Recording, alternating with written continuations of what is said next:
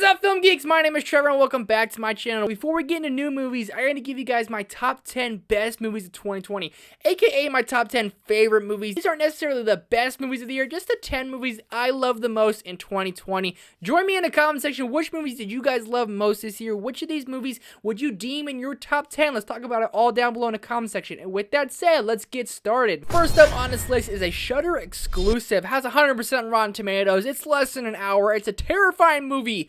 Host. This movie impressed me so much. It made my surprising list and even made my top 10 best list of the year. The scariest movie I've seen in a long time, but something that really stood out to me is it was shot, edited, created all during the quarantine back in spring, and the movie came out in summer, and they made this masterful film, and they had used the times we were living in to their advantage. How everyone's basically doing work on Zoom, going to school on Zoom, having Zoom hangouts. That's where this movie takes place, over the entirety of a Zoom call. 6 friends who hire someone to basically allow them to go and talk to the afterlife, talk to the dead, and basically one friend makes a dumb decision. There's always that one friend, and the entire Zoom call basically becomes cursed, haunted, and they start getting picked off one by one. This movie only has a 56-minute runtime, and that is used to its advantage as well. That 56 minutes was terrifying. It hooked you within the first 10 minutes, and by the time the movie's over, you do not want to go to bed with the lights off. Next up, a Netflix film. A lot of good Netflix movies this year. Aaron Sorkin written, directed The Trial of Chicago 7. This movie's fantastic, from the script to overall the direction to overall the acting to overall the entire story of this film is absolutely fantastic. Sacha Baron Cohen is obviously the standout here. He gives an Oscar-worthy performance, let alone an Oscar nomination performance. But Aaron Sorkin, we know, is a good writer, but damn, he's a great director. I mean, how he told this story, how they're living through it through the courtroom, and then they go back to flashbacks in time. That was kind of what I was expecting with this movie, and he did that so well. The movie flowed beautifully. It had lots of good humor in there, and the script is probably the best part about this film because Aaron Sorkin is easily the best writer in all of Hollywood.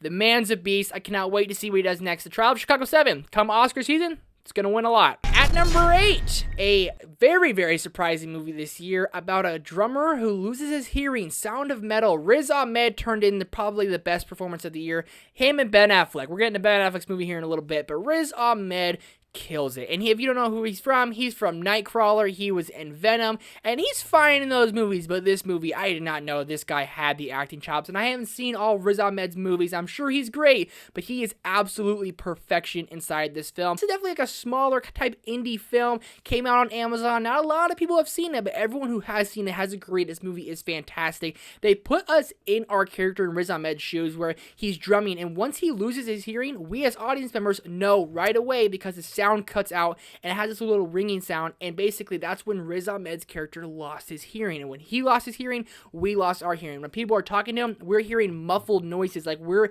experiencing this with him. We really got put into our main character's shoes, and that's something I loved so much about this movie. We got literally put inside the film and said, this is crazy, this is how you have to live. And Riz Ahmed's had a troubled life, and basically he goes and has to learn how to be a deaf person, and that journey is so convincing, it's beautiful, and it's a fantastic movie. I hope Riz Ahmed wins the Oscar. Him or Ben Affleck. We're getting to Ben Affleck soon. Next up, a Blumhouse movie. Elizabeth Moss turns in one of the best actresses performances of the year. Invisible Man not only is intense and suspenseful, but it is awesome. I mean, this movie has crazy good kills, lots of good scares, and overall a very eerie horror vibe that I just love. This is one of the few movies I got to see in theaters this year, and I saw it in a jam-packed theater back in February, and it was so haunting and crazy. Ultimately, just a really trippy movie about this guy who's invisible, who's haunting her, and Elizabeth Moss plays crazy. You can root for this character, you get behind her. She turns in one of the best performances of the year, The Invisible Man.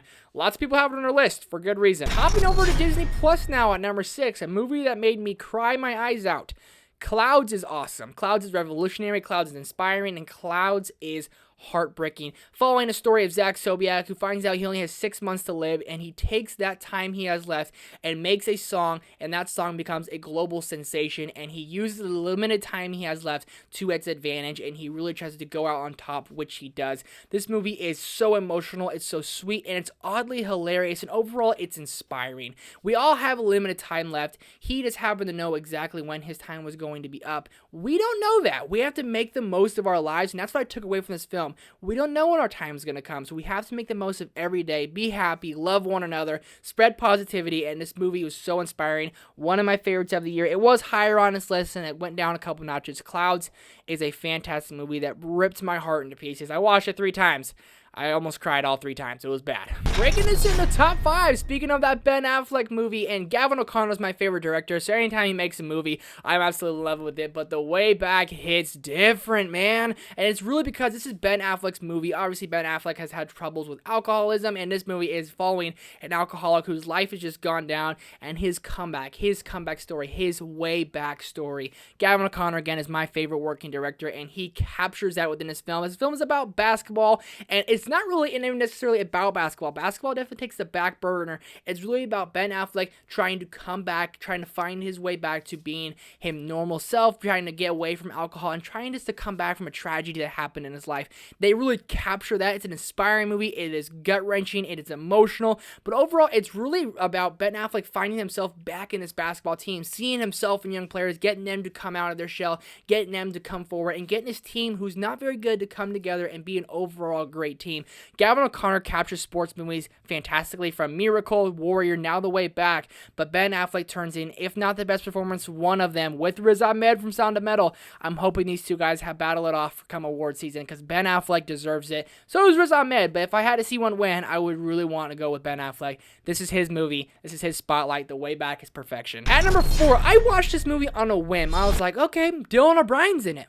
Toss it on. I had no expectations, never watched a trailer, never watched anything, and sometimes that's the best thing you can do for a film. Love and Monsters, folks. It was on my surprising list, and it is on this list too. I loved everything about this movie, but I really love Dylan O'Brien. It's good to see him back. I hope he makes some movies again, but it's a romantic comedy of sorts tied in with like Zombieland. It is so funny. It is so sweet. It is awesome. The CGI of these crazy monsters looks so cool, and it took a post-apocalyptic world, which we've seen so many times before, and did something different, did something unique, and had some fun, and that's what this movie is. You will have a great time watching it. Dylan O'Brien and this dog. There's a great story. They go on there to take on the world and a bunch of aliens. Who's a timid guy who comes out and becomes the hero by the end of the movie. It is really well told. It is really well directed. It is really well acted, and overall, it just makes you feel really good. You have a ton of fun. It comes on Blu-ray next week.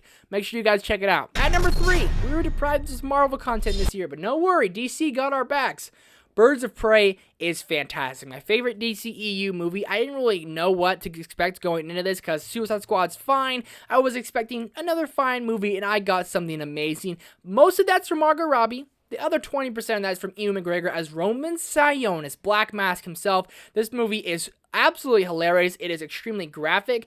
You have so many different things you can relate to in this movie, and one of them is Harley Quinn and this breakfast sandwich. You just relate to it. I don't know why. It is hilarious. This movie really captures like the DC vibe that we always want. It is darker tone, yes. It is kind of like DC's Deadpool. Deadpool is really raunchy, breaks that fourth wall, and that's exactly what Birds of Prey does, but I would say he does it almost better. I have a lot more fun watching Birds of Prey than I do with Deadpool. No, not against Deadpool, but Birds of Prey captures everything I love about the character Harley Quinn, everything I love about DC, and just makes it its own, takes that dark tone, makes it really funny, lots of dark jokes in there, and they go for it. I cannot wait to see Harley Quinn in the Suicide Squad. Hopefully we get another Birds of Prey sequel. At number 2, Pixar had to make the list. It's Onward, not Soul. I had so much fun with Onward. It is my number 6 favorite Pixar movie. This movie is about 2 brothers, Ian and Barley, who go on a quest together, and I'm a sucker for a brother story. Right then, it sold me. But I was very emotional watching this film, and watching Chris Pratt and Tom Holland be on screen together. Obviously, they have some great chemistry, but watching these characters, Ian and Barley, these 2, like, troll characters who, like, I didn't know I could relate to so much, but I did. That's what Pixar does. It gets you the older audience members who are in the movie. It gets them to really relate to them, and it really tugs on your heartstrings. This movie is hilarious. The quest is awesome. The animation style is great. And overall, this is a story between Ian and Barley. Their dynamic really flows this along nicely. This movie's emotional. It's sweet. It's so heartfelt. And I love everything about Onward. It very well might be up there with my favorite Pixar movie. Might be. One day. I loved Onward a lot. Not Soul. Onward for me. But at number 1, I've seen this movie 7 times this year. One of the few movies I got to see in theaters before the world took a dump. The Gentleman is fantastic. I've seen it 7 times. My favorite movie of the year, probably in my top 20 favorite of all time. It is this gangster movie from Guy Ritchie, another one of my favorite directors, starring Matthew McConaughey, Charlie Hunnam, Colin Farrell, Hugh Grant. and lots of other talented people. This movie is not only funny, but it's almost like a whodunit in a way, because it's time to get to the end of the film. So many things are getting released, so many things are getting kind of told again, kind of backwards, and you're like, oh my god, everything's tying in, and they tie it in beautifully. Guy Ritchie has lots of fun. The real standout here is Colin Farrell. I mean, he could honestly get an Oscar nomination just for his hilarious performance alone. Guy Ritchie captures this gangster vibe so well between Matthew McConaughey and Charlie Hunnam. They mesh so well. But overall, this story is so convincing, so compelling. It's so fun to go back and revisit this movie. The movie's hilarious. I love the story. I love the characters. Make this a 3-film franchise, because I need more of it. There it is. There's my top 10 favorite movies of the year. Thank you guys so much for watching all the videos this year. It's been a crazy year, but I'm very grateful for each and every one of you. Hit that thumbs up button. Hit that subscribe button. Do me a favor and go see a movie. I'll see you guys next time. Peace.